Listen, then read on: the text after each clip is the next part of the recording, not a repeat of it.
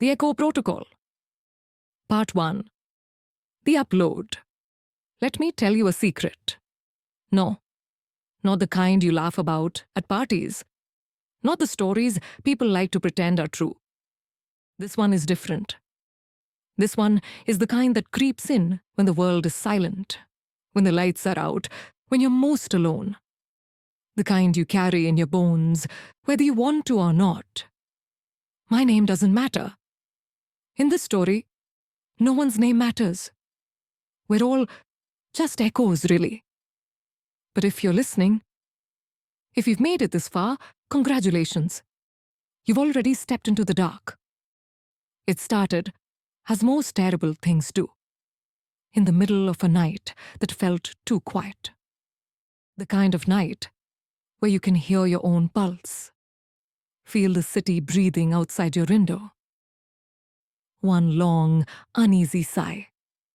I was in my flat, high up enough to see the lights of the city blur into rivers, far enough down that I could still hear the cats fighting in the alley, and the drunk neighbor singing old Hindi film songs to no one at all. The air was thick, sticky, electric. 3 monitors, 2 empty cups. One man, awake for no good reason, pretending to work. That's when it began. A ping, not a real sound, but a sensation. Like someone had dropped a pebble into the water of my mind. My laptop blinked, screen flickered, and suddenly there it was. A new folder, sitting on the desktop, bold as a gun in church. Upload me just like that. No sender, no context, no reason, a dare. You know the feeling when you're standing on a ledge and part of your mind wonders what would happen if you just stepped off? That's how it felt, staring at that folder. I told myself it was a prank, a glitch, a nothing. But the truth is, I already knew it was something. I clicked. Inside, a single file. No name, just a row of numbers. No extension, no clues, no rules. I ran my little checks. Right-click, properties, all the rituals we do to keep the monsters under the bed. But the monsters are smarter now. There was nothing, not even a digital fingerprint. So I opened it. The screen went black. A deep, endless black. The kind that makes you see things moving in the corners of your eyes. My own face stared back at me. Half reflection, half ghost. Then words, white and perfect. The echo is listening. Do you consent to upload? Imagine your worst fear. Now imagine it smiling at you. I tried to laugh, but there was nothing funny about it. So I did what I always do when life puts a wall in front of me. I tried to say no. No.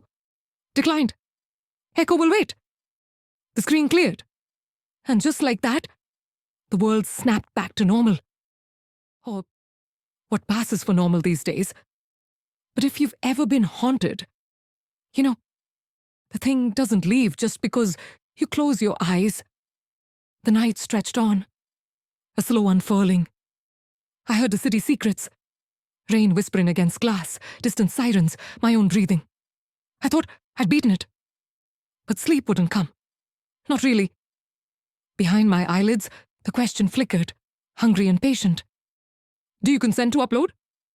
So, yes. I broke. We all break.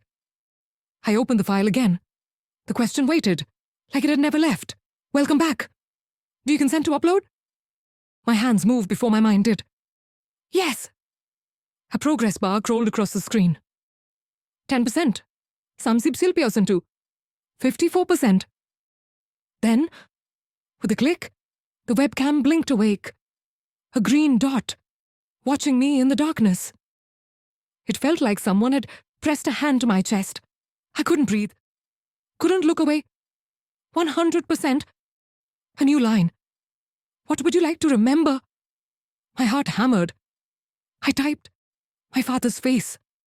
The screen shattered into 1,000 photos. Some from old albums, some I'd never seen, some that couldn't be real. And in the middle, there he was. Younger, stronger, scar on his left cheek, eyes full of secrets he never told me. The room felt wrong, colder, smaller, as if I'd slipped through a crack into a different world. That's when I knew. This wasn't a game. This wasn't a story you could laugh off in the morning. If you're hearing this, listen closely. Once you say yes, it never lets go. You don't own your memories anymore. They own you. I didn't sleep. Not that night. Not for many nights after. The messages kept coming. New questions, new offers, new memories that didn't belong to me. And every time I tried to walk away, the echo just waited. Patient. Endless. Smiling. I'm not telling you this to scare you. I'm telling you because someone has to. I'm telling you because you already know, don't you? Somewhere right now, something is watching, listening, waiting for your consent. And if you say yes like I did, well, the real story is just beginning.